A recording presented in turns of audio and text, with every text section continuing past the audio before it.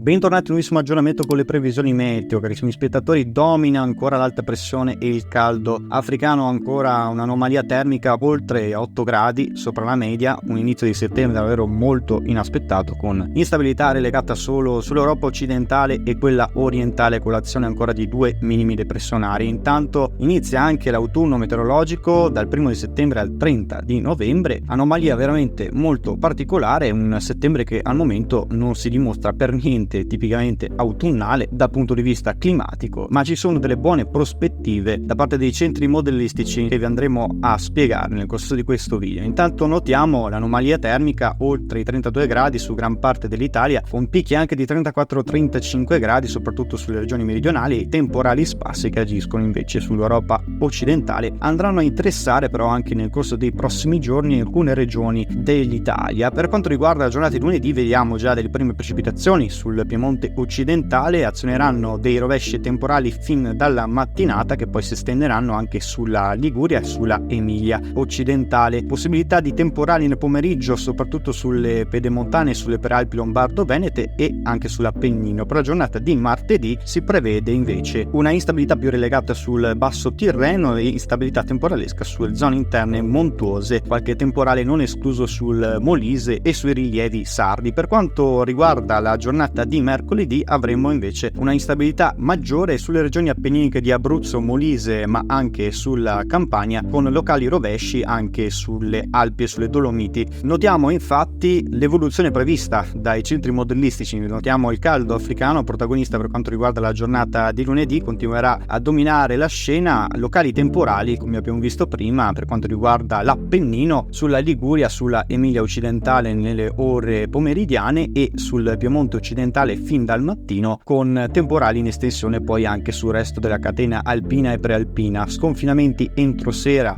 possibili sulla pedemontana e le alte pianure lombardo-venete e qualche temporale anche sul Friuli Venezia Giulia. Intanto l'azione di un minimo depressionario che continuerà a scendere verso la Spagna, tra la Francia e la Spagna, garantirà l'azione di temporali sparsi lungo i Pirenei e sulla Spagna centro-occidentale. E attenzione, perché questa perturbazione consentirà poi ad aprire la strada per fronti perturbati diretti poi verso l'Italia, soprattutto sulle regioni del nord e del centro. Per quanto riguarda la giornata di martedì, ecco giungere un fronte temporalesco da ovest a causa dell'ingresso di correnti più umide dai quadranti occidentali, che proveranno quindi a smorzare l'ondata di caldo vissuta in questi giorni. Continueremo però ad avere valori ancora oltre i 30 gradi un po' dappertutto, valori più caldi comunque sulle regioni meridionali, sempre attorno ai 34-35 gradi al nord. Caleranno soprattutto sul nord-ovest, specialmente sulla Piemonte, ove avremo temperature anche sotto i 30 gradi, altrove tra i 31 e i 33 gradi. Temporali comunque frequenti sulla catena alpina e quella appenninica, con temporali possibili anche sul basso Tirreno, in questo caso sarebbe più esposta dalla Sicilia settentrionale. Nella giornata di martedì avremo tempo soleggiato sul centro Italia, ma nel pomeriggio lo sviluppo di nuovi rovesci temporali che a macchia di leopardo interesseranno l'Appennino e sulle zone interne. La pianura padana non verrà interessata da fenomeni se non da velature stratificate in transito, mentre la giornata di mercoledì, come si nota, l'affondo di questa perturbazione interesserà appieno la Spagna, portando forte maltempo, temporali sparsi e conseguenti grandinate anche di grosse dimensioni a causa dell'accumulo di caldo al suolo e dei temporali isolati a causa di una nuova piccola formazione di un minimo nuovamente sul Mar Nero, che proverà a portare dei rovesci isolati per quanto riguarda i Balcani e anche in parte l'Appennino meridionale, e sulla Calabria verrà interessata da locali precipitazioni a sfondo temporalesco, comunque a macchia di leopardo. Mercoledì potrà vedere qualche precipitazione proprio per la risalita di queste correnti umide atlantiche, per l'affondo della perturbazione sulla Spagna, risalire verso il centro Europa, portando della locale instabilità anche sulla fascia prealpina, lombarda, veneta e friulana, ed occasione per possibili sconfinamenti fin sulle alte pianure, mentre il centro Europa verrà interessato quindi da forti temporali anche qui a carattere grandinigeno. La possibilità che scendano delle correnti fresche rimane alta dal Regno Unito e che potranno ulteriormente ulteriormente accentuare l'instabilità sulla Spagna per portare invece un deciso crollo delle temperature su queste aree, spingendosi poi però anche verso il nord Italia. Infatti si nota come l'anticiclone delle Azzorre si impadronirà appieno del nord-ovest dell'Europa, consentendo quindi un blocco alle perturbazioni atlantiche di raggiungere l'Europa, e quindi assisteremo a questo blocco con la perturbazione appieno sull'Europa centro-occidentale, coinvolgendo però anche l'Italia, con possibilità anche qui di forti temporali. Si prospetta un giovedì altamente dinamico, con rischio di grandinate anche di medie e grosse dimensioni, soprattutto sul nord-ovest, sul Piemonte, sulla Lombardia, sulla Liguria, sulla Toscana, ma anche sulle pedemontane e le alte pianure venete e friulane assisteremo al rischio di temporali anche intensi. Questa al momento una tendenza che vede però una media probabilità di realizzazione e potrebbe quindi interessare le regioni del centro e del nord Italia, non esclusa anche la Sardegna, proprio per le correnti da sud-ovest che rinforzeranno notevolmente anche per la risalita di ulteriore aria calda dalla Africa, con temperature che nuovamente supereranno i 34-35 gradi sulle regioni del sud Italia. Intanto continua un piccolo minimo a stazionare sui Balcani, ma sarà veramente poco rilevante in quanto andrà poi attenuandosi, consentendo anche un'ondata di caldo anomala sui settori del nord Europa. E infatti si nota da questa grafica come continuerà poi la perturbazione a stazionare successivamente tra venerdì e sabato sull'Europa occidentale, portando quindi anche qui dei forti temporali maltempo. Rinforzerà però l'anticiclone sull'Italia, portando quindi caldo anomalo nuovamente su gran parte della penisola, ma attenzione perché arriva questo break dal nord Europa, gli anticicloni andranno allontanandosi e assisteremo a uno spostamento dell'asse delle correnti polari che andranno poi dirigendosi verso l'Italia, il cuore dell'Europa, portando quindi un'intensa ondata di freddo, un'intensa ondata perturbata proprio per la perturbazione che continuerà ad agire sulla Spagna e che si protrarrà poi verso l'Italia, consentendo al mix di aria fredda polare che continuerà a scendere verso l'Europa centrale e portare le prime nevicate probabilmente anche sotto i 2200 metri di quota e una forte ondata di maltempo. Ricordiamo, i mari sono molto caldi e